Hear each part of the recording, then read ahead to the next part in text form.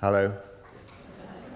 I hope you haven't come to be entertained, because I'm not very funny. And I need your help. I think I want to just ask a few really basic questions. It's amazing to be back here in Chicago. I haven't been here since 1979. And the city has changed. It's an amazing place. It was an amazing place then, it's an amazing place now. And it's an extraordinary example, I think, of, in a way, what human beings can make. I guess the questions that I want to ask is, what is now the use value of art in a time when we are so good at making things? Whose is it? And I guess the question that I want to ask you is, have you come here tonight to be entertained? Or can you help me, in a way, ask those important questions about whether art can be more than simply an object of surplus exchange? More than, in some sense, an object or objects or images that somehow reaffirm our position in the world. Because I think that we're at a curious stage in terms of the evolution of human consciousness. We know, I think we all know, that somehow our extinction is predestined. We know that there's 6 billion years left in the central nuclear reactor at the center of our solar system, the sun. And we have a choice about how long our species is going to participate in the evolution of life on this planet. Now, you might ask, what the hell's this got to do with art? Well, Jared Diamond, who I'm sure has probably talked often at this very festival, asks the question, what was in the mind of the man who cut the last tree down on Easter Island, on Rapa Nui? That question is, what is it that, in a way, makes us think that what we did yesterday is worth doing today? You might say that is a cultural problem. And the problem that is facing humanity today is, how can we continue in the way of our fathers and forefathers when we're very, very clear that we have a finite world with finite resources and an ever-growing human population with ever greater and more rapacious desires and needs? I've visited the Art Institute today. Extraordinary collection of works from all over the world, from, in a way, Eastern cultures, and then an extraordinary bequest from the development of modernism in Europe. I think that in some curious way, art has become a specialization along with post-particle physics and high-level engineering, and I'm not sure that really helps. And art seems to spend, or naturally wish to be, within the institutional context of a museum. Now, I think museums are wonderful, and I think they're an extraordinary place where you can, in a way, contemplate history and a variety of cultures. But I'm not sure that they're the best place, necessarily, to experience art's power. In a sense, museums contain objects that have already had a life and remind us of past decades, past civilizations, past ways of thinking and imagining. And I guess it's a strange thing to me as I go from one cultural center to another, but this is particularly true in America, how, in a way, the history of modernism is told and retold as if this narrative of a very particular period in terms of the way art has evolved, is told again and again with less and less, to my view, resonance. If Mondrian and Brancusi, who are well represented in the collection of the Chicago Institute, were looking for something, they were looking for a universal language that could appeal to anyone, irrespective of race, creed, or language, that in some way opened art to everyone and made it a space for thinking about potential futures. Now, what's happened to that desire? It's a very strange thing. It's become, in a way, an institutionalized ghetto, the place of those objects. And their desire to, in some way, become totemic objects that helped us to develop the next phase, hopefully of a more open and more inclusive and more, society in which everyone could find their own potential, has sort of become institutionalized. So, for me, the return to the body was to try and find again a universal. The subject, apparently, of my talk is something to do with the body. Maybe body, space, and time will do it. So what happened? If in 1915 Einstein proposes the general theory of relativity, and we understand, maybe for the first time, that time is a dimension of space and space is a dimension of time. And at around the same time, we also have that extraordinary dialogue, unspoken perhaps, between Duchamp and Epstein. The idea of the found object, the idea that actually human creativity perhaps shouldn't rest simply in the hands of these isolated individuals who were, in some way, took on the role of being the free individual, the artist, who was able to identify and give value to his work or her work.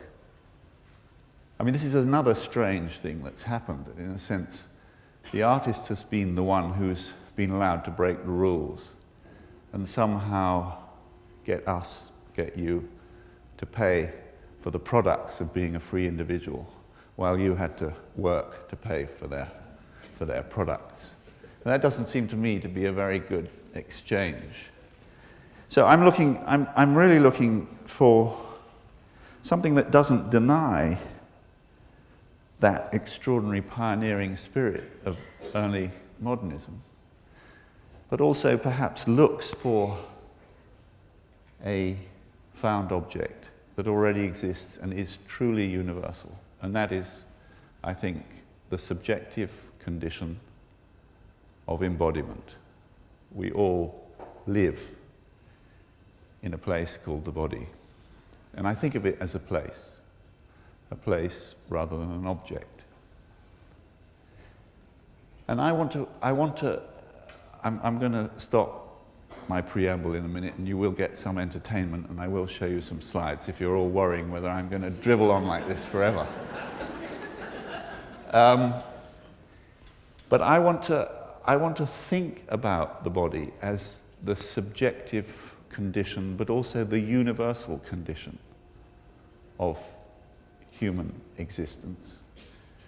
But rather than, I think of myself as a conceptual artist, but rather than, as it were, trying to find the next step after Rodin, trying to think of another way of dealing with it. So I deal with my own body as a test site, as a kind of primary experience that is, I feel, something that is open to affect. Interestingly, if you think about, in a way, the whole history of modernism, if we think of, the period between Picasso and Braque's first Cubist works of, say, 1904, right through, say, to a Carl Andre floor piece, these successive isms, beginning with Cubism and ending perhaps with minimalism, are all about investigating the syntax of art. This is the period, this is the 100 years in a way, where art looks at its own internal conditions.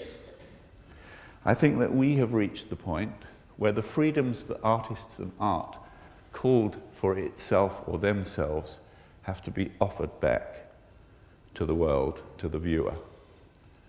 Duchamp called it the viewer doing half the work. Gombrich called it the beholder's share. It's that desire, which I think is growing, for art to become again, in the way that it was in pre-literate societies, in prehistoric societies, a universal and participatory space, rather than being these individual objects of high exchange value. And this is where I want to start proposing in a way, a new participatory form of bodies that are not made at arm's length by a male sculptor, often of an idealized and sexualized female body. I make my work, as it were, from the internal conditions of being in time, from the inside. And this is really making art from the condition of experience rather than the condition of art. So this is, in a way, art that derives from life. So I'm going to sit down. I've just been having my foot rebuilt. It was a kind of biotechnics experiment. And they released my left leg from its cast last week. And I've been told to keep my foot above my heart. So I'm going to sit down at this point, and you are going to get entertained because we're going to look at some pictures. So maybe you can turn this light off because they don't need to see me anymore. So here is the return of the repressed to the site of Boogie Woogie. You all know Boogie Woogie because Boogie Woogie is the icon, if you like, of high modernism. And you have it here. You are the inheritors, in a way, here in America, of the pioneering spirit of modernity. But here is, in a way, the body that modernism rejected returned to the site of its highest expression. And for me, this was a really important moment. The naked, vulnerable, non-idealized, exposed body brought back to a site of maximum density, high-rise, built environment. Manhattan, for me, is an extraordinary place. It's still a social experiment in how people can live in the most compressed situation anywhere on the planet. And yet it's been an experiment that's been running for nearly 200 years. What am I trying to do in my work? I guess I'm trying to, using the language of architecture, test boundaries. Some of you may have seen this performance. This is Sutra, which I made with Siddhi Larbi-Cherkawi, who is in this box, and 16 monks from Shaolin. I think it might be on in New York at the moment. But the idea of using architecture as a foil or as a vehicle that talks about space or our experience of space and testing space has always been at the center of my work. So we start with the idea of the body as a test site. We then take, in a way, the spaces, the humanly made spaces that surround the body as a secondary site that needs to be tested. And this, in a sense, is a concentration of that idea. And early on in my work, I've made, the left hand has slipped out of the frame, which is a shame because it hovers about 4 inches from the wall. This is a work called Field, which is also, I think, about testing that distinction between, in a way, imagination and skin and architecture. And here is another, which again deals with the language of architecture, but at a different scale, and scale is a very important, I think, construct within sculpture for, in a way, making it reflexive. And reflexivity is terribly, terribly important. If you abandon representation, if you abandon, in a way, the idea of the making of a statue, which is certainly what the trajectory of the history of sculpture making in the West has been, what do you end up with? You end up with an object that in some way activates space and hopefully becomes a reflexive object for any living conscious body that shares that space with it. So this is called Space Station, and unfortunately I don't have a slide of the interior experience. You can go in underneath the left elbow. You probably can't tell what the hell I'm showing you here, but this is a fetal figure. It's 20 feet high and about 45 feet long, and it weighs about 25 tons, and it's made out of 350 boxes, the biggest of which is 8 foot by 4 foot square, and the smallest of which, where is there a small one? Down there. It's about 1 foot by 6 inches. They cohere. You can go in behind this elbow. Can you see the elbow here? Am I talking rubbish, or can you see what I'm talking about? This is, okay, and these are the feet, right? And this is the Hayward Gallery. You may have, some of you may have visited the Hayward Gallery. It's the most splendid kind of bunker architecture, you know, the most brutalist kind of form, and I love it. Anyway, and it just fits. It's about 6 inches at the top here. But if you were to go inside here, or even moving around it, there is a sense in which this is a little chunk of Manhattan that's been destabilized. I think I called it Space Station because I was sort of thinking about, you know, the Mir space station or kind of the European space station.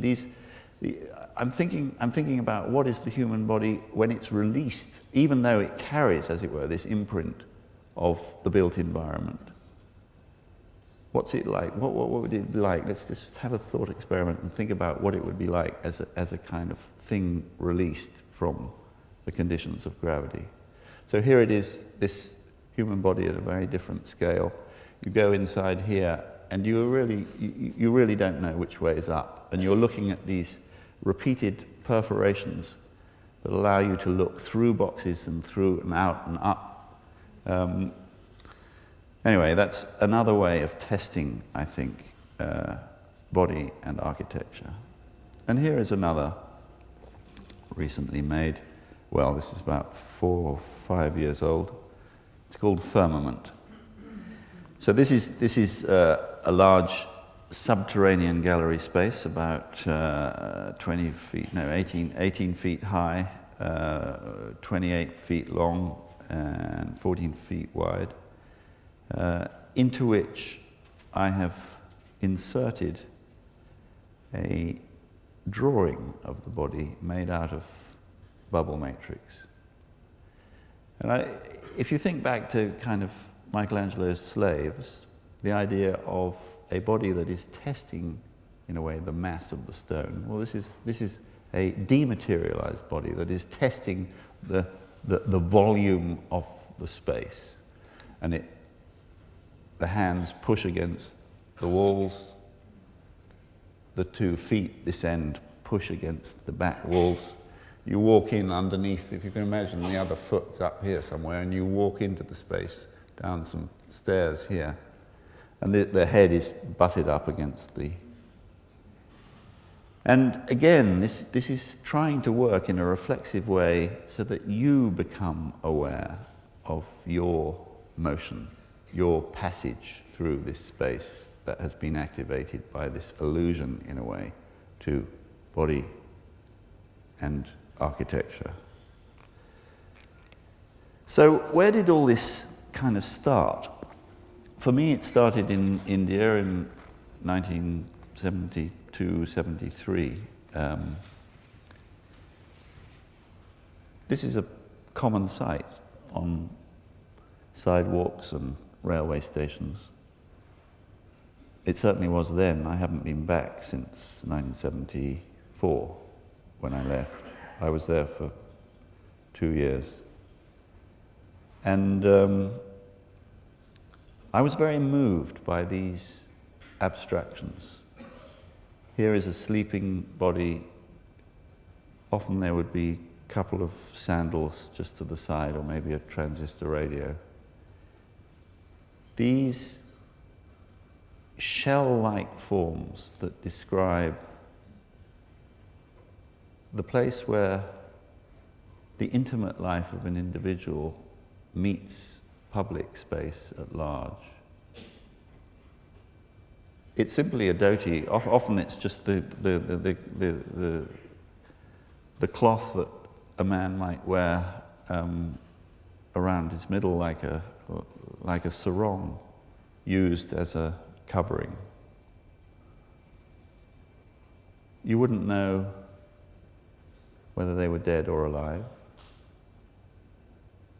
You wouldn't necessarily know if they were male or female. But there was an enormous respect paid to these forms. And I can remember bullock carts moving, the cycle rickshaws weaving their way around these intimate spaces.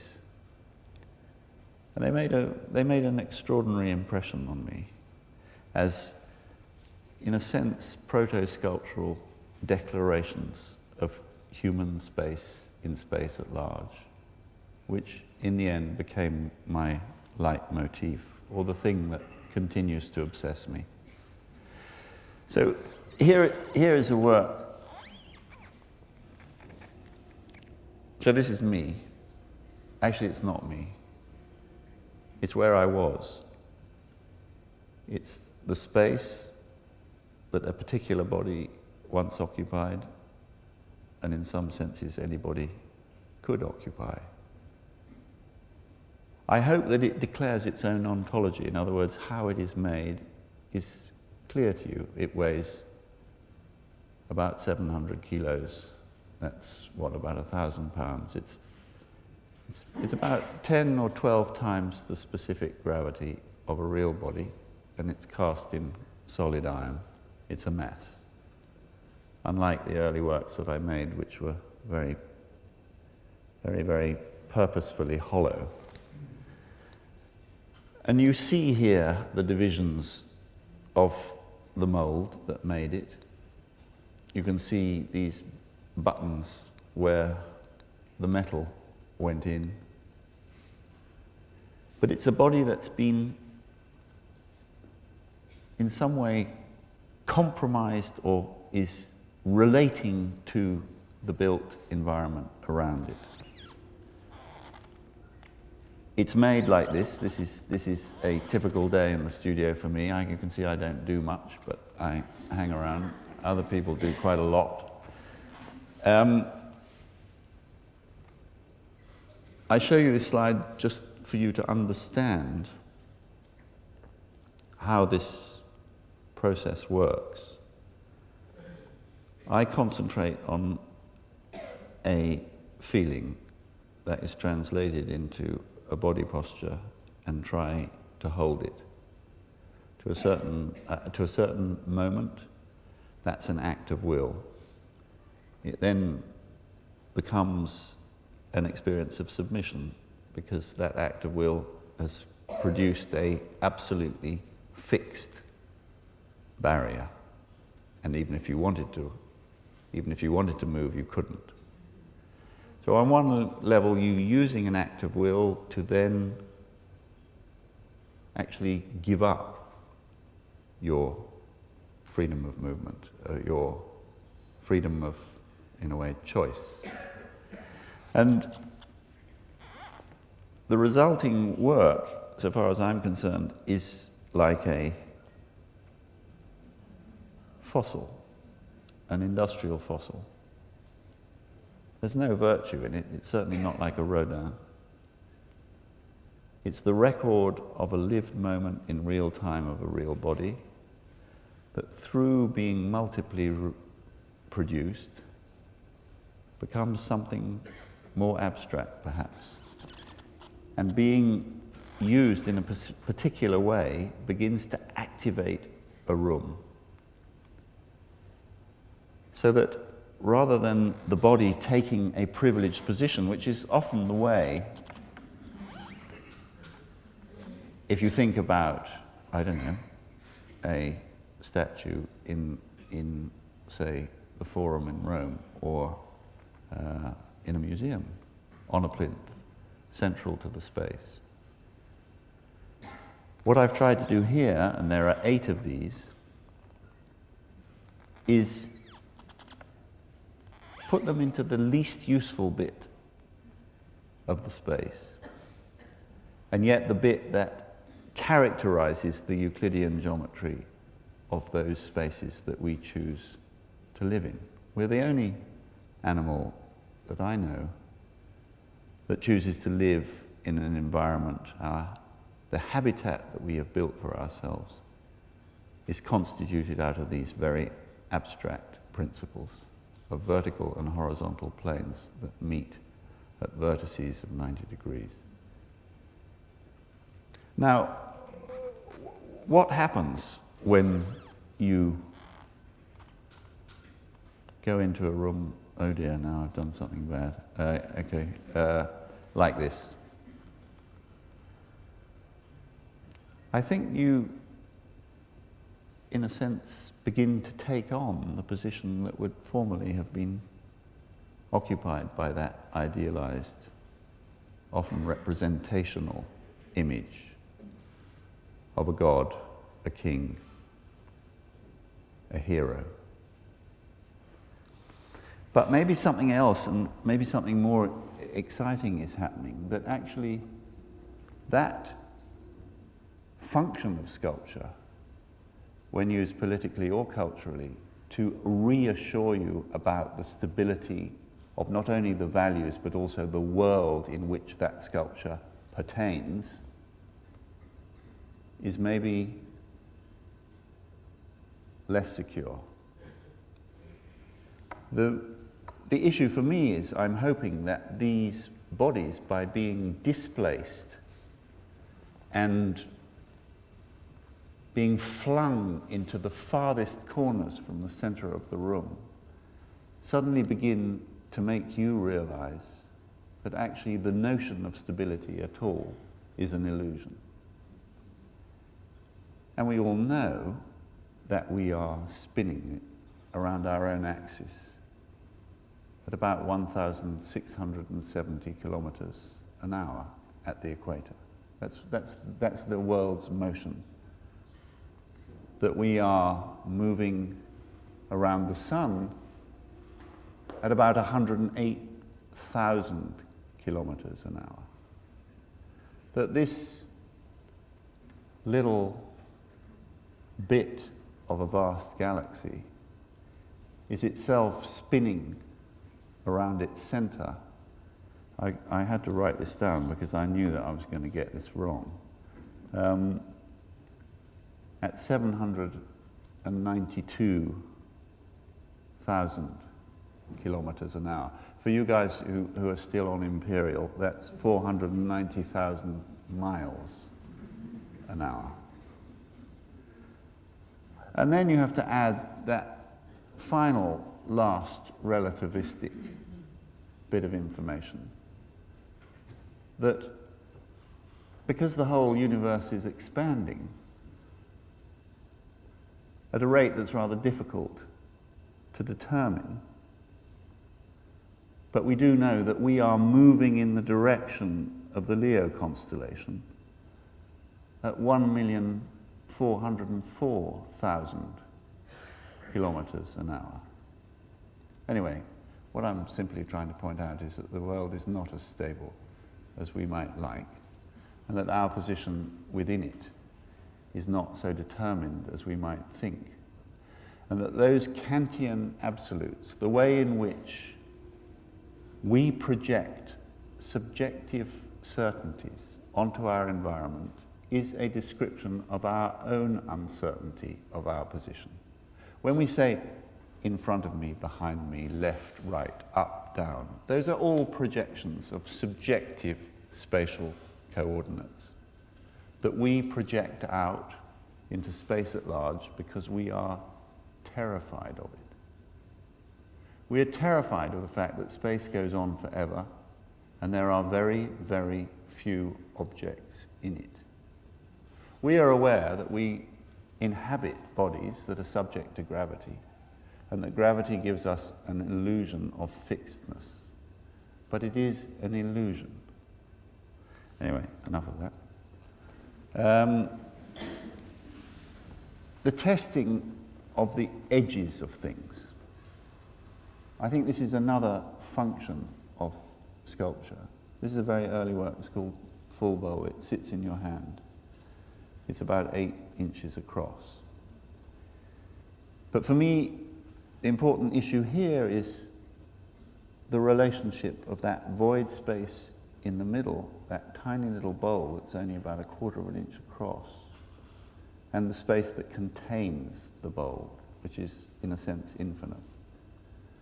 These bowls are beaten one inside the other, and they suggest an infinite extension, while at the same time hopefully suggesting something about the behavior of water, about sound waves, about, in a way, this could almost be a Ptolemaic map of the fixed heavens. But for me, the important thing here is what is the resonance, what is the relationship between these two voids, the void in the middle and the extensive void of space that we know is infinite. Can we apply that same idea to the notion of human limits? So here is a work called Floor, which I made, I don't know, sometime 81 or thereabouts, just made out of rubber, and it's cut with a saw. Here we have a skin, a human skin. You can see that's my footprint that is then extended inside and out. I just want to do, I'm aware that time is running out. And time, as we know, is a dimension of space, so I've got to be careful. I just wanted to, let's try a thought experiment. Can we all just close our eyes? I'm aware that we are now all in a collective, subjective place. This is the darkness of the body. This has no dimension. I'm aware I can hear the air conditioning. I can hear a hum, maybe of the projector. I'm aware of people moving in the room. But actually, this place where I am, and hopefully you are, is a place without edges. Anyway, do open your eyes again. I'm very aware that we have skins. Skins are enclosed with clothes, that we surround ourselves with furniture, with walls, that walls become buildings, that buildings become cities, and that beyond the cities, in a sense, is a final horizon for us as human beings, and that's a horizon, the horizon. That because so many of us live embedded, as it were, within the material culture that we have surrounded ourselves, within the built environment, we often forget it. I'm maybe not speaking for you Chicagoans, because I'm very aware that the Great Lakes provide one with an incredible elemental context for this extraordinary city.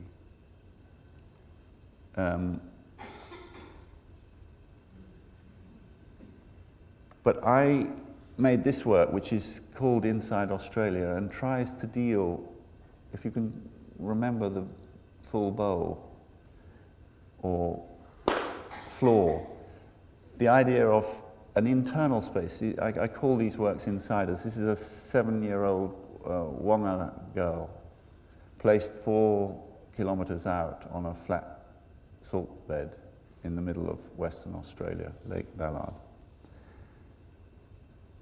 So here is a human space in space at large, evoked by, this is in the middle of the Yilgarn Craton, one of the largest pieces of Achaean rock anywhere on the surface of the planet, formed between 3.2 and 2.8 billion years ago. And in it is found these extraordinary elements: molybdenum, vanadium, titanium, uranium, copper, steel, iron. I made an alloy out of all of those materials, and then tried to find the local communities, which were Wangatha, Wanga, and white folk. And we made 100 digital scannings, and of those 151 we made before we ran out of cash. And they're now placed over 11 square kilometers. You probably can't see them. There's one. There's another. And you walk out on this chemical crust of salt. And here is the reflexivity that I'm trying to talk about, that it becomes your body and your experience as you walk over this often mirage-filled, tense, drum-like surface, aware of your own sweat, aware of your own breath, aware of your own passage. Here is how we made, this is Lorraine Williams, a 57-year-old Wonga lady. This is how we derived her insider. This is again a found object. It's not invented. It's the result of a very precise process of concentration. Here she is out on the lake. We didn't mold people as the slide I showed of you. This is her now made in the alloy and placed out on the lake. And what's amazing is that members of her tribe have come and have surrounded her and have many of these pieces, particularly of known individuals within the tribe, have been then marked with ochre from the ground. Sorry, I'm very aware that I'm running out of time. I chose this site flying for about a week over the surface of Western Australia because of this igneous intrusion. There's a wonderful mound that gives you about 140 feet above the surface. So you can look out over the whole space and see this continual drawing that is made by, I mean, in this case, this is us installing the work, but it's now been there for nearly 5 years. People are continually going, and they're making the connection. The reflexivity that I'm talking about is this participation in this field where you are the one, and it's your memory of the last encounter with a child or a woman or a male or a female. And you're the one who is carrying the connective fabric between these evocations of, in a way, absent but present consciousnesses, bodies.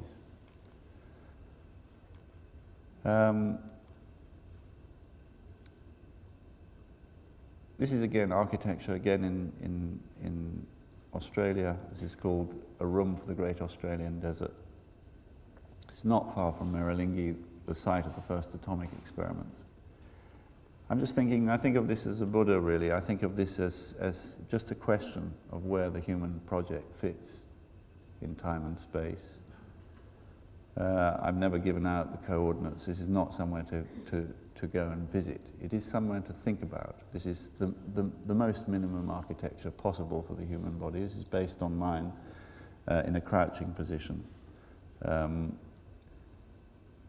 with an idea of just trying again to think about what is the relationship between art and human survival, between the human imagination, between land and identity.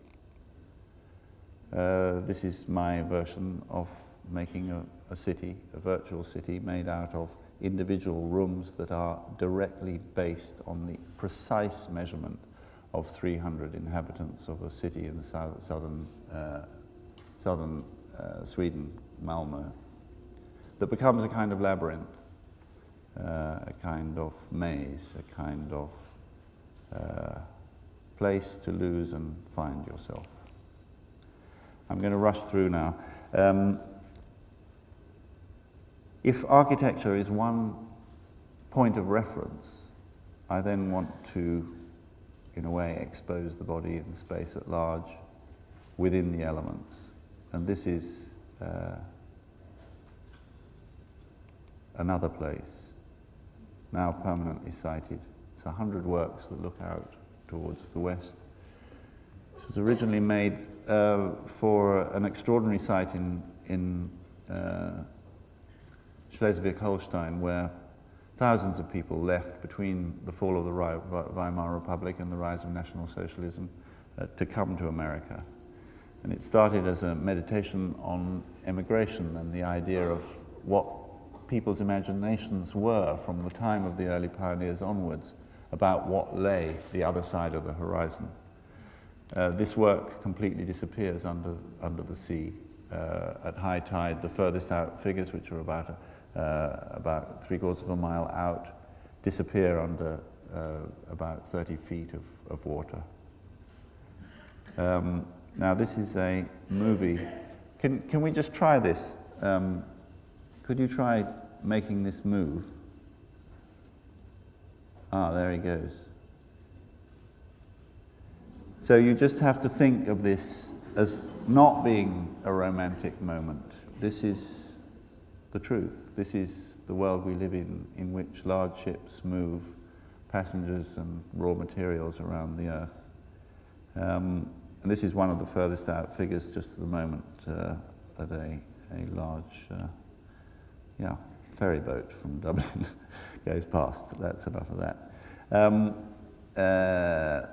This gives you an idea of how these works are now being transformed by the fact that they are immersed literally in the elements. I won't bother, this is actually a movie, but I don't bother to play it because we don't have time.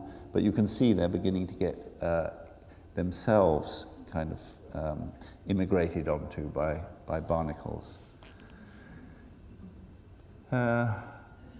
This is called feeling material, the space of a destabilized body in an energy field. The energy field released from the body.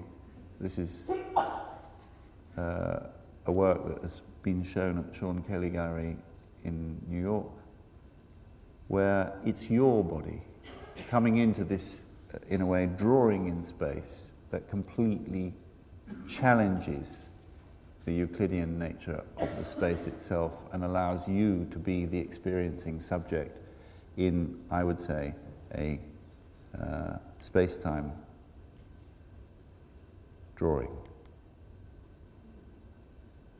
The same idea, using perspective to destroy perspective, in which the viewer becomes the viewed, in which the art is voided and simply becomes the context in which people moving through it become in some way the figures in the ground.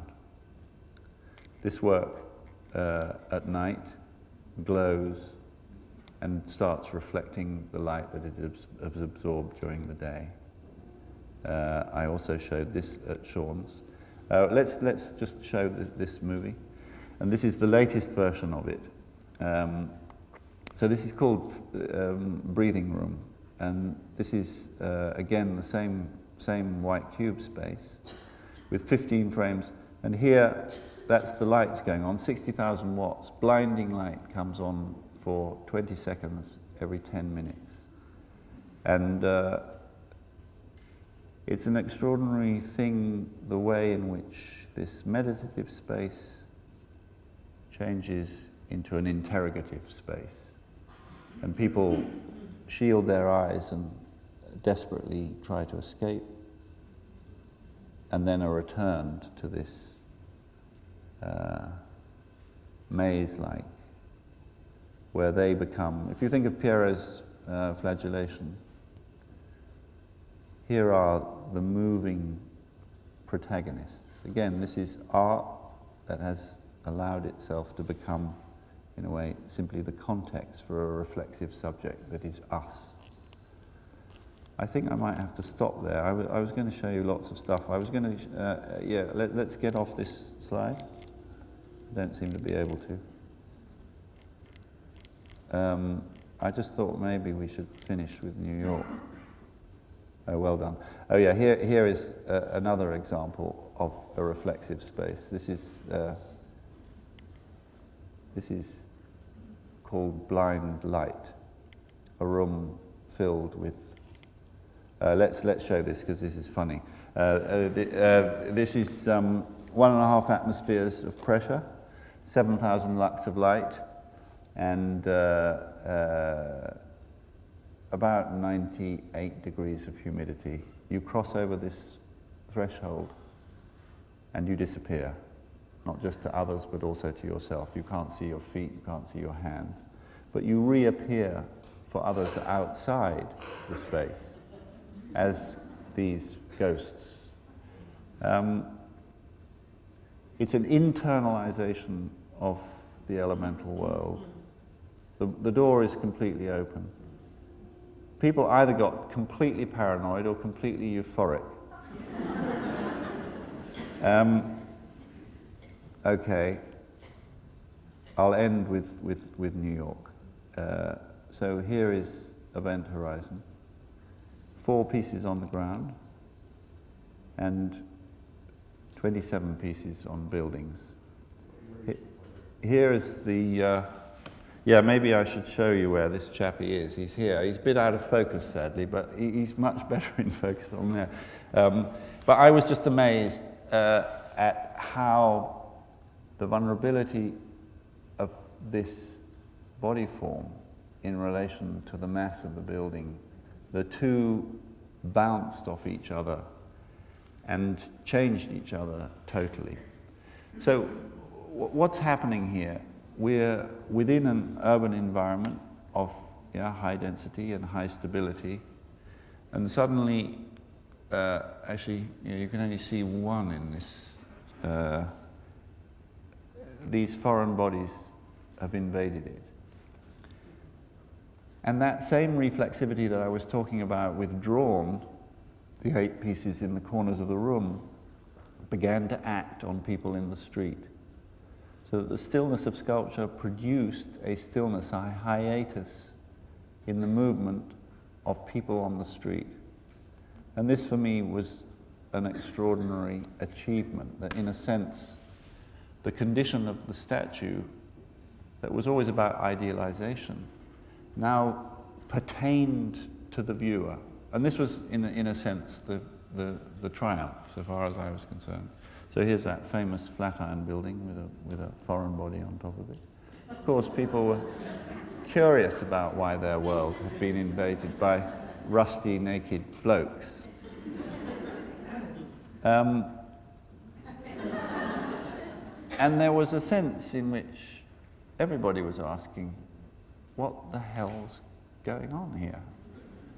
What the fuck is this thing doing in my world?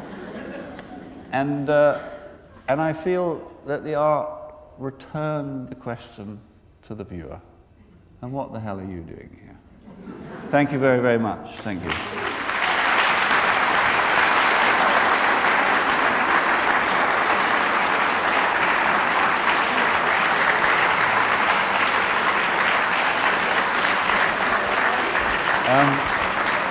Well, I'd like to thank everyone for coming tonight. We do have a few minutes for questions. So just a few minutes. If you have a question, please raise your hand and stand when you speak. And also, please just stay concise, if there are any questions. There's one behind you. Just one question, which is about the plinth in London. And I know obviously there's been a lot of work and you've been participating in it. How do you feel about the plinth? The plinth, that was the most terrifying job that I ever had. I would have been very happy to show you a little movie of that, because I had this idea that the best thing to do with a plinth in a post-statue world was to allow people to stand on it. So we did. And we got 2,400 people to stand on it for an hour each for 100 days, continually, 24 hours a day, rain and shine, night and day. In Trafalgar Square. This was a plinth that was made for William IV. He was the guy that they called Silly Billy. He was George IV's son. He had 11 illegitimate children, and nobody really thought very much of him, so they built him the plinth, but nobody paid for the sculpture, so it was empty. It was empty for about 100 and something years, until somebody had the bright idea that it could be used for contemporary art. And it's now, in its whatever, 8th year. Yinka Shonobari's wonderful ship in a bottle is there at the moment, which is Nelson's victory with West African sails. But anyway, no, I was very dismissive about it. I said, give me the square. I don't want some old bit of Victorian, street tat. This isn't a very good commission for a contemporary sculptor. Somebody else's cast-off plinth. But in the end, I think it's become an extraordinary way of testing in a way attitudes to art. And obviously a plinth implies, high values. And by implication, if this idealized hero is up there, we know our place, we're on the ground. And for me, it was an opportunity to democratize that space, to in a way think about if we are really moving towards a kind of more open society, what would it be like to try and make a portrait of Britain now by inviting anybody to occupy the plinth and do whatever they liked on it for an hour. They had to stay for an hour. And everybody did, apart from one woman who got such extreme nausea, because she should have said beforehand that she was absolutely scared stiff of heights. But it was a pathetic sight. She got up there and she was hanging onto this post that we had given the odd person who wanted to do very dramatic, rhetorical kind of speaking to the public to hold on to. Anyway, she sat down and hugged this thing. It was it was quite thin and not a great deal of comfort. And finally, she was rescued 9 minutes before the end of her hour. But everybody else stayed up there for the full course. Sorry, that was a very long answer to the plinth is a wonderful thing, I've decided. Any other questions?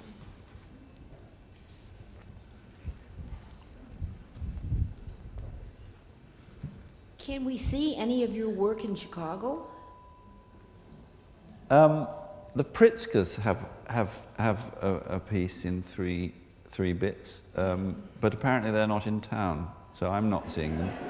I haven't seen them. I haven't seen them since they installed them, but I'm very proud of the work. There's a lot. I mean, there's a lot. I wanted to kind of talk about big issues, but there's a lot of my daily work is trying to think of ever more cogent ways of making, in a way, propositions about human space in space. And the work that they have is a three-part work, which is a standing, a kneeling, and a lying body form made out of stainless steel blocks that apply in a way. If Vitruvius had this idea that cities should be made in the form of man, with the Duomo as the heart and the Signoria as the head, I've kind of reversed that and thought about, is it possible to make, as it were, a human body in the form of a city, with the anatomy transformed into cells. So I guess Space Station, that work that I showed you, is a very obvious example of the same thing, but these are human-sized body forms, but made out of stainless steel blocks. Anyway, the Pritzkers have a piece. And then I visited another collector of mine called Larry Field. But I wasn't sure whether he hadn't just moved the work in to the end of the corridor, but it looked absolutely beautiful. But it doesn't have a base, so it may move around a bit. But anyway, I don't think there's any in a public collection, if that's what you're asking. But that may change. We don't know. Well, I'd like to thank you all for coming out tonight, supporting the festival. Thank you to Mr. Gormley. Thank you. Bye-bye.